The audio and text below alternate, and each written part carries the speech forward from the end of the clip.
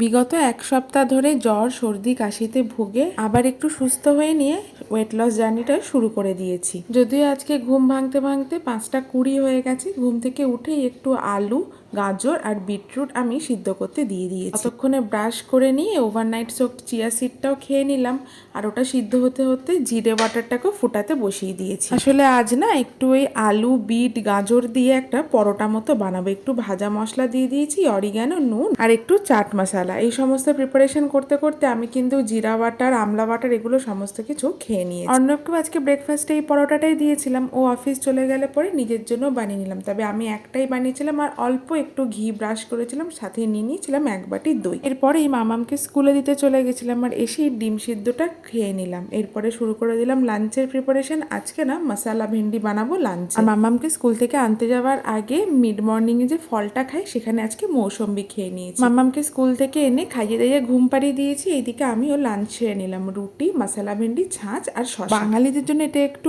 Unusual lunch হলেও দিল্লিতে কিন্তু ম্যাক্সিমাম লোকের এরকম টাইপের লাঞ্চ খায়। বিকেলে মামামকে একটু ছাদে নিয়ে গেছিলাম, তারপরে ছাদ থেকে এসে নিজের জন্য বানিয়ে নিয়েছিলাম একটা এগ রোল। এগ রোলে আমি এখানে আটার রুটি ব্যবহার করেছিলাম, অল্প একটু সস আর এই পেঁয়াজ, শসা, লেবুর রস, চিলি সস দিয়ে বানিয়ে নিয়েছিলাম। একটাই এগ রোল বানিয়েছিলাম। আর তোমরা তো জানো সন্ধ্যে 6টার মধ্যেই আমি ডিনারটা করে নিই। ব্যাস আজকের দিনটা এমনই কাটলো।